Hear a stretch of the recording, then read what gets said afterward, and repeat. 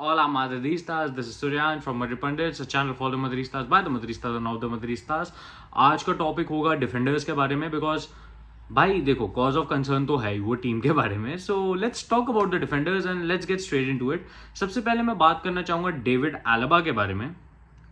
एक genuine question आता है सबके दिमाग में, शुड एल्बा बी सोल्ड। देखो सुनने में आ रहा है कि एल्बा और मेंडी के लिए ऑफर आ रहे हैं। Do I accept it? पहले एल्बा की बात करते हैं, मेंडी की भी तो करेंगे ही, मेंडी को बाद में लताड़ेंगे, पहले एल्बा की बात करते हैं। Do you really think we should accept it सुरैन भाई? आपको क्या लगता है कि ये सही रहेगा कि हम ऑफर एक्सेप्ट कर लेते हैं? वो बेटरमेंट रहेगा, बढ़िया रहेगा कि आपने एल्बा के लिए एक्सेप्ट कर लिया सुरैन भाई, सही है। Do I agree? Answer is yes, और डेफिनेटली यस, बिकॉज मैं हर जगह जहां देखता हूं मेरे को एल्बा की फॉल्ट दिख रही है। बायर्न के लिए वो एक बहुत बढ़िया डिफेंडर थे और अपने फर्स्ट सीजन रियल मैड्रिड में भी वो एक एक्सेप्शनल डिफेंडिंग का काम करके गए हैं। उनका थर्ड सीजन चल रहा है रियल मैड्रिड में और आपको परफॉर्मेंसेस डिटोरिएट होती हुई दिख रही हैं। फर्स्ट ऑफ ऑल उनका इंजरी प्रोन होना is a big big big concern when we talk about Real Madrid. अब यहाँ पे मैं एक क्वेश्चन पूछता हूँ सबसे, ऑडियंस आपसे ही, कि डोंट यू थिंक कि एक इंजरी प्रोन प्लेयर एक टीम के लिए लाइबिलिटी बन जाता है? इसका आंसर आप कमेंट में दे सकते हैं, और इसका आंसर अगर मैं दूं तो डेफिनेटली यस यार। एक इंजरी प्रोन प्लेयर एक प्लेयर की स्पेस भी खाता है, देन अपार्ट फ्रॉम दैट वो मेडिकल स्टाफ पे भी एक टोल हो जाता है, सेकेंडली वो एक टीम पे भी टोल पड़ जाता है कि बाकी प्लेयर जो उस स्पेसिफिक पोजीशन पे खेलते हैं, अगर उनमें से कोई इंजर्ड हो गया तो ये प्लेयर वहां पे कवर अप नहीं कर पाएगा।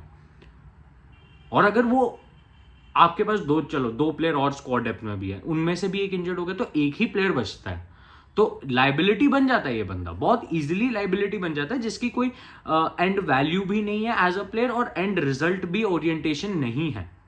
यहां पे ये भी समझना बहुत जरूरी है कि डेविड एल्बा एक ऐसा प्लेयर है जो लेफ्ट बैक पे बहुत बढ़िया खेलता था अपने टाइम में, बट गौर फरमाइए मैंने क्या बोला कि अपने टाइम में, अभी he is well past it. यहां पे अगर मैं एनालिटिक्स के हिसाब से भी जाऊं तो एवरी टाइम ही plays as a left back उसके 2 मैचेस के अंदर ही gets injured. The numbers are not favouring David Alaba in any way. Apart from that, चलो नंबर्स तो आप छोड़ ही दो, द बेसिक थिंग इज कि अगर उसका इतना ज्यादा फिटनेस इश्यू आ रहा है तो ये बंदा तो कभी इस टीम के लिए उस लेवल पे परफॉर्म ही नहीं कर पाएगा जहां पे इसकी एक्सपेक्टेशन है हमारी एज फैंस। और एक्सपेक्टेशंस होना क्या गलत बात है इस टीम से? आई डोंट थिंक सो यार, क्योंकि expectations is the bare minimum a fan can have from his team, right? अगर मैं अपनी टीम से एक्सपेक्टेशंस ही नहीं रख सकता तो व्हाट्स द नीड? और ऐसा अगर मेरे पास एक प्लेयर है जिसने हमारे 50% ऑफ द गोल्स का जिम्मेदार वो है जो हमने कंसीड किए हैं, he should definitely be sold. अब ये आता है क्वेश्चन कि क्या एक ऑफर प्राइस होना चाहिए जहां पे as fan you will agree to it? देखो looking at the age, the contract value and everything ना, I think a 30 million offer is more than sufficient for David Alaba because we have not lost a lot of money on him. Of course salary वाला point है, but salary तो यार देनी ही पड़ेगी आपको player को। अब आप सैलरी नहीं दोगे तो I don't understand what you're trying to do. We signed him on a free, selling him for 30 million, still a profit in Madrid's books. And of course, I genuinely don't appreciate the fact that कि ऐसा एक sad ending हो रहा है एक जो player का जिसने सर्जियो रामोस को रिप्लेस किया था इस टीम में और अच्छे से खेला था फर्स्ट सीजन, एक अच्छी पेयरिंग बनाई थी एदर मिलिटाओ के साथ। बट यार एट टाइम्स दिल से ज्यादा दिमाग की सुननी चाहिए, और यहाँ पे दिल तो कह रहा है कि नहीं एक सीजन और रुकवा सकते हैं, let us give him time, but दिमाग कहता है no, we have to move from him. Same अब आते हैं सेकंड प्लेयर के ऊपर, दैट इज फर्लन मेंडी। इनके लिए भी एक ऑफर की बात हो रही है और वो भी सेम ही टीम से आ रहा है, दैट इज यूनाइटेड, और मैं चाहूंगा कि यूनाइटेड दोनों ले जाए। मेंडी अभी धीरे धीरे वापस इन शेप दिख रहा है, थोड़ा सा बेटर लग रहा है, बट जो डिफेंसिव एक्यूमेंट मेरे को मेंडी ने अपने फर्स्ट सीजन सेकंड सीजन में दिखाया था वो नहीं दिख रहा मेरे को। वो एक बड़ा क्वेश्चनेबल ऑफेंस है अगर हम बात करें इसके बारे में कि आपका जो डिफेंसिव एक्यूमेंट था वो कहां चला गया एज अ प्लेयर। जो आप एरर कभी करते ही नहीं थे वो एरर आपके बहुत ज्यादा इंक्रीज हो गए। और पिछले साल जनवरी के अराउंड वेदांत ने एक बहुत अच्छी चीज बोली थी कि कहता है यार the amount of goals we are conceded because of him are immense, और ये पॉइंट बहुत नेसेसरी है। जो चीज मैंने एल्बा के लिए बोली कि अगर आपकी टीम में गोल्स वहां से कंसीड हो रहे हैं जहां पे वो प्लेयर खड़ा है, तो वो एक प्लेयर थोड़ी सी लाइबिलिटी बन रहा है। इंजरी का रिकॉर्ड इनका भी अच्छा नहीं है, भैया भी ज्यादा दिन फिट नहीं रह सकते। एक तो लिगामेंट के बहुत इश्यूज होते हैं इन्हें। और देखो, आपने फ्रैन गार्सिया साइन किया है तो आप लेट गो कर सकते हो मेंडी को। मेंडी ऐसा नहीं है कि वो अगर खेल रहा है तो वो बहुत अच्छी परफॉर्मेंस, मेरे को याद ही नहीं आ रहा मैंने कहा मेंडी को बहुत तगड़ा परफॉर्म करते हुए देखा। डिसेंट परफॉर्मेंस इसकी बात नहीं कर रहा, तगड़ी performance as a left back where I was like यार Mendy has officially come back. अब मैं इन कंपैरिजन बोलूं तो हाँ, एट टाइम्स लगता है कि फ्रांस अच्छा वो कर रहे हैं, अपनी परफॉर्मेंस दे रहे हैं, बट कम ऑन यार, that shouldn't be the metric. अब मेट्रिक अगर मेरा यही बन गया कि नहीं मैं वो फ्रांस अच्छी परफॉर्मेंसेस दे रहा है at times, what are we eating on as Madrid fans? What is our belief? What is our take on these things कि हम लोग एक नॉर्मल मीडियोकर परफॉर्मेंस को अगर हम ये समझ रहे इन कंपैरिजन दूसरे प्लेयर की जो बेकार खेला है कि अच्छी है, where is the standard, where is the believe, where is the understanding कि यार कुछ तो करना पड़ेगा। अब क्वेश्चन ये आ जाता है कि क्या फर्लैंड मेंडी को एक सही प्राइस टैग आते ही बेच देना चाहिए? मैं बोलता हूँ पिछले साल बेच देना चाहिए था, आपको इस साल तक वेट ही नहीं करनी थी इस चीज की। आप हमेशा एक विंडो अगर पीछे चले जाते हो तो आपकी टीम की डेवलपमेंट भी एक वो साल पीछे हो जाती है। प्रोसीजरल होता है ये सब कुछ, एक प्रोसीजर मेंटेन करके रखना होता है जिसके हिसाब से आप चलोगे। अगर आप वो प्रोसीजर नहीं मेंटेन करोगे तो आप नहीं एक्सपेक्ट कर सकते कि आपके प्लेयर्स आके वो दुनिया हिला देंगे। हम मुंबई इंडियंस थोड़ा ना बन जाओगे यार, come on. But that is the thing right. Ferland Mendy से मेरी इतनी तो एक्सपेक्टेशन है कि भैया अच्छे से परफॉर्म करो। आप मेरे को ऐसा मत करो कि हर एक गेम में आप ट्राई कर रहे हो, नहीं मैं माल्डीनी बनूंगा, मैं जिडान बनूंगा ना। Decent performance. बट अगर ऑफर आता है, आई एम सेइंग 30 मिलियन से थोड़ा भी ऊपर ऑफर है, just sell him of.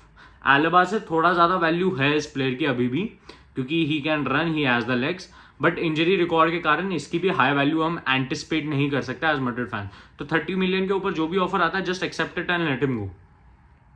It's time to move on from these players. अब बात करते हैं कि रिप्लेस कैसे करना चाहिए। देखो, अभी कोई एक सेलेक्टेड प्लेयर नहीं है जो मैं आपको ऑडियंस को काम देता हूं कि आप लोग एक सेलेक्टेड प्लेयर बताओ, मैं आपको क्वालिटीज बता देता हूं जो बेयर मिनिमम चाहिए।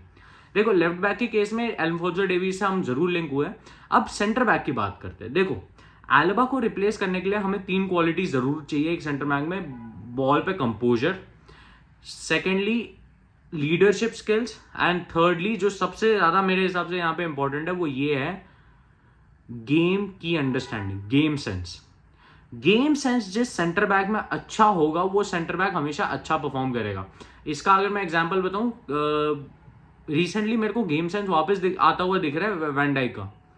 वैन डाइक की परफॉर्मेंसेस अगर आप मेट्रिक उनका देखोगे, एक उनका ग्राफ वाफ वगैरह, स्टैट्स ग्राफ वगैरह, he is the complete defender. अभी हमें कंप्लीट, चलो मैं बोलता हूँ वैन डाइक टाइप आप डिफेंडर नहीं लाते, बट एक ऐसा डिफेंडर लाओ जिसकी अंडरस्टैंडिंग अच्छी हो, ऑन द बॉल वो अच्छा हो, उसके पास कंट्रोल हो, थोड़ी सी फिजिकलिटी मैटर्स, क्योंकि आपके पास एक फिजिकल सेंटर बैक होना चाहिए जो हेडर वेडर जीते, बट उसका ऑन बॉल होना बहुत जरूरी है, क्योंकि अब टीम्स बिल्ड फ्रॉम बैक करती है और हमारे पास यार भगवान, हमारे पास मिडफील्ड इतना अच्छा है कि हम अच्छे से उस बिल्ड फ्रॉम बैक को यूटिलाइज करवा पाए। तो ऐसी ये चीजें तो बड़ी एंटिसिपेटल है। देखो, मैं एक नाम जरूर लेना चाहूंगा इधर की जिसकी ball playing ability, that is जिस प्लेयर से हम लिंक भी हुआ, इनासियो। बट मैं दूसरा एक और पोर्तुगेज का नाम लेना चाहूंगा, दैट इज एंटोनियो सिल्वा, जो मेरे को काफी ठीक लग रहा है एज अ सेंटर बैक। वो एक और सेंटर बैक है, वो डच सेंटर बैक है, मैं उसका नाम बार बार भूल जाता हूँ, but he is also very good centre back. Even मेरे दिमाग में एक और नाम है, दैट इज बास्तोनी। आप लोग कमेंट करके बताओ कि ये जो मैंने 3 क्वालिटीज बोली आपको किस सेंटर बैक में सबसे ज्यादा दिखती हैं, and who should Madrid go for, because it's high time we move on from Alaba and Ferland Mendy. देखो, अल्फोंसो डेविस का मैं तुम्हें ये बोल सकता हूँ कि अभी जैसा सिचुएशन चल रहा है and how everything is going around Alfonso Davis, एक सिचुएशन जरूर बनती है कि जहां पे हमें दिख रहा है कि Alfonso Davis might not renew. एक बायन के अच्छे रिपोर्टर ने भी रिपोर्ट किया था, केलर करके, if I am saying his name correctly, he reported that कि जो कॉन्ट्रैक्ट टॉक्स हैं बिटवीन बायन एंड डेविस की वो ऑल टाइम लो पे चल रही हैं। अब ऑल टाइम लो का मतलब क्या है कि बेसिकली एक जो कॉन्ट्रैक्ट की बात हो रही थी वो अब बहुत ज़्यादा ही एक्सटेंड हो रही है, और अब बायर्न के दिमाग में फियर आ रहा है कि ही माइट गो। देखो उसका कॉन्ट्रैक्ट एंड होता है 2025 में and Madrid will get him for a very good rate at 2024। और ये हम अगर कर लेते हैं तो it's a very good cover left back आ जाता है हमारे पास कि एक बढ़िया लेफ्ट बैक आ रहा है। बट इसमें भी एक दो चीज़ें आती हैं कि सेम चीज़ इनके साथ लेरॉय जाने के टाइम भी हुई थी और जो दूसरा प्लेयर है इनके पास सर्ज नैब्री उसके टाइम भी हुई थी। But at the end of the day Bayern were able to get a contract and both the party sign the deal. यहाँ पे हमें यही देखना है कि इसमें क्या डेवलपमेंट्स होती हैं और how Madrid goes about it. Juni Calafat has been involve in Alphonso Davies के सागा में एंड मेरे हिसाब से at the end of the day he might be able to get him. अब देखते हैं क्या होता है। अगर आज का वीडियो गाइज आपको अच्छा लगा हो तो लाइक शेयर सब्सक्राइब पक्का करना एंड मैड्रिड पंडित्स को 15K तक पहुंचाओ। Let's try, let's hit the dream. Bye bye, हाला मैड्रिड बॉयज।